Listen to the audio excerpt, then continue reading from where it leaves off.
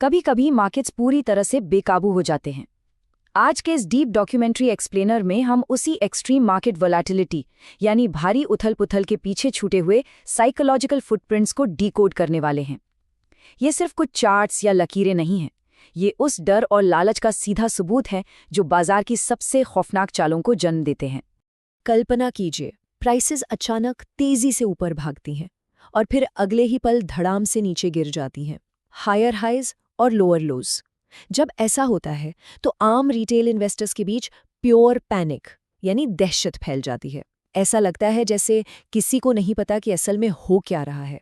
ये अनिश्चितता किसी डार्क सिनेमैटिक थ्रिलर से कम नहीं होती।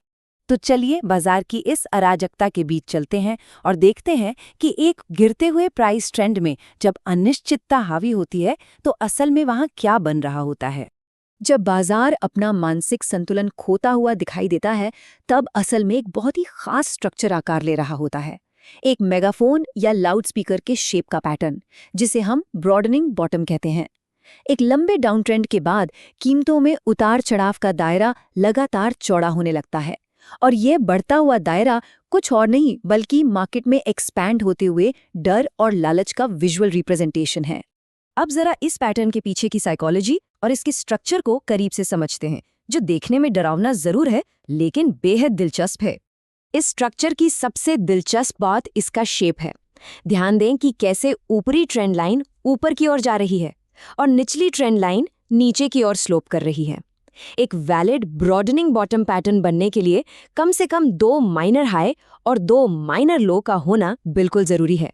ये जो 5 पॉइंट रिवर्सल का क्लासिक उदाहरण सामने है, वो इसी बात को बखूबी साबित करता है। लेकिन असली खेल इन लाइंस के पीछे चल रहा होता है। एक तरफ वो रिटेल ट्रेडर्स हैं जो पैनिक में आकर अंधे दांव लगा रहे हैं, और दूसरी तरफ है स्मार्ट मनी यानी बड़े इंस्टीट्यूशंस। वो इस पूरी वॉलेटिलिटी का फायदा उठाकर चुपचाप शेयर्स एक्यूमुलेट कर रहे हैं। ये भावनाओं और स्मार्ट स्ट्रैटेजीज के बीच एक तरह का साइलेंट वॉर है। और फिर आता है वो पल जो इस वॉर का नतीजा तय करता है, ब्रेकआउट कन्फर्मेशन। याद रखिए, किसी भी मूव को असली मानने के लिए प्राइस का सिर्फ दिन के दौरान उस हाई लाइन को टच करना या पियर्स करना काफ़ी नहीं है। उसे फॉर्मेशन के सबसे ऊंचे हाई के ऊपर एक्चुअल में क्लोज होना चाहिए। बिना इस क्लोजिंग के वो मूव महज एक ट्रैप हो सकता है। बेशक बाजार कभी परफेक्ट नहीं होता, इसलिए एक अनुशासित ट्रेडर के तौर पर हमें उन कड़वे आंकड़ों और फेलियर्स की बात करनी होगी जो इस पैटर्न में छिपे होते हैं। इस चार्ट को एक क्राइम सीन की तरह देखिए। यहाँ कीमतें नीचे की ओर ब्रेकआउट तो हुई, लेकिन वो उस मोमेंटम को बनाए रखने में बुरी तरह फेल हो गईं। इसने ट्रेडर्स को एक बहुत ही खतरनाक सिचुएशन में फंसा दिया, जिसे डेड कैट बाउंस कहते हैं। यहीं पे बिना एक्सपीरियंस वाले लोग अपना सबसे बड़ा नुकसान कर बैठते हैं। यहीं पर काम आता है 5% फेलियर का रूल। देखिए, ब्रेकआउट सक्सेस की कोई गारंटी नहीं है। अगर प्राइस अपने ब्रेकआउट की दिशा में 5% बढ़ने से पहले ही पलट जाती है तो वो एक फेलियर है। इस एक छोटे से रूल को पहचानने की काबिलियत ही आपको बड़े इंस्टीट्यूशनल मैनिपुलेशन से बचा सकती है। लेकिन जब ये पैटर्न सही काम करता है तो आंकड़े सचमुच चौंकाने वाले होते हैं। बुल मार्केट में एक बार जब कीमतें डाउनवर्ड ब्रेकआउट के बाद अपने अल्टीमेट लो यानी सबसे निचले स्तर पर पहुंच जाती हैं, तो वहां से वो औसतन 51% तक का उछाल मारती हैं। 51%! ये एक स्मार्ट इन्वेस्टर के लिए बहुत बड़ा अवसर है। डेटा एक बहुत ही क्लियर पिक्चर दिखाता है। मार्केट के प्रिवेलिंग ट्रेंड के साथ ट्रेड करने से आपके जीतने की प्रोबेबिलिटी ड्रास्टिकली बढ़ जाती है। बुल मार्केट में अपवर्ड ब्रेकआउट और बियर मार्केट में डाउनवर्ड ब्रेकआउट, ये कॉम्बिनेशंस शानदार रिजल्ट्स देते हैं। ट्रेंड के खिलाफ जाना अक्सर एक बहुत महंगी गलती साबित होती है। तो अब सवाल ये है कि प्रोफेशनल्स इस वॉलेटिलिटी में सर्वाइव और प्रॉफिट कैसे करते हैं। चलिए उन सटीक मैकेनिकल टैक्टिक्स को एक्सप्लोर करते हैं। एक स्मार्ट ट्रेडर कभी भी बिना टारगेट के हाई स्टेक्स पोजीशन में एंट्री नहीं लेता। वो द मेजर रूल का इस्तेमाल करते हैं।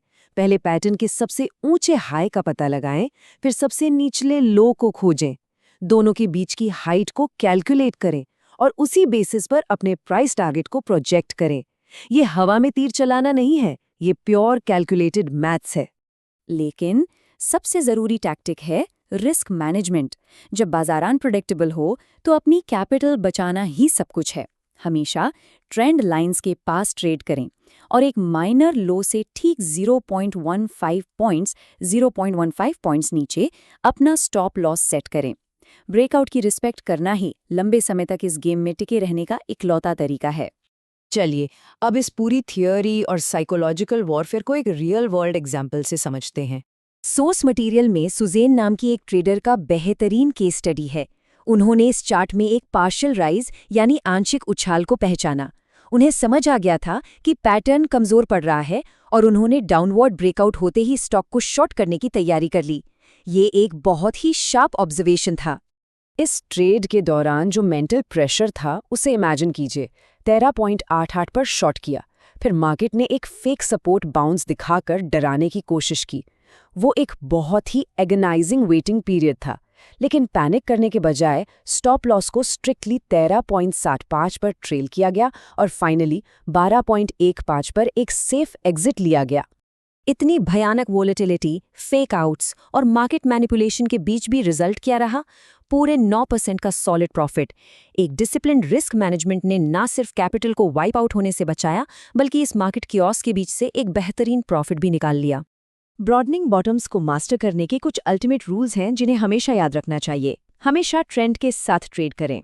हिस्टोरिकल डेटा साफ बताता है कि लंबे और संकरे पैटर्न छोटे और चौड़े पैटर्न्स की तुलना में कहीं बेहतर परफॉर्म करते हैं। और हाँ, अपवर्ड ब्रेकआउट की स्ट्रेंथ को कंफर्म करने के लिए गिरते हुए वॉल्यूम ट्रेंड पर नजर रखना बिल्कुल मत भूलिए। हमारा ये एक्सप्लेनर एक बहुत ही पावरफुल रियलिटी पर आकर रुकता है। चार्ट्स पर दिखने वाली ये आकृतियां कोई जादुई लकीरें नहीं हैं। ये एक्सट्रीम ह्यूमन इमोशंस, इंसानी डर और लालच और बड़े इंस्टीट्यूशंस की साइलेंट स्ट्रैटेजीज के छोड़े गए ट्रेसेबल फुटप्रिंट्स हैं। बाजार हमेशा कोई भी बड़ा मूव लेने से पहले वार्निंग देता है, वो चार्ट्स पर अपने सुराग छोड़ता है। लेकिन असली सवाल ये है, जब वो समय आएगा तो क्या एक डिसिप्लिन्ड ट्रेडर के तौर पर आप उन सुरागों को पहचानने और सही एक्शन लेने के लिए तैयार होंगे? इस सवाल के साथ हम इस एनालिसिस को यहीं विराम देते हैं।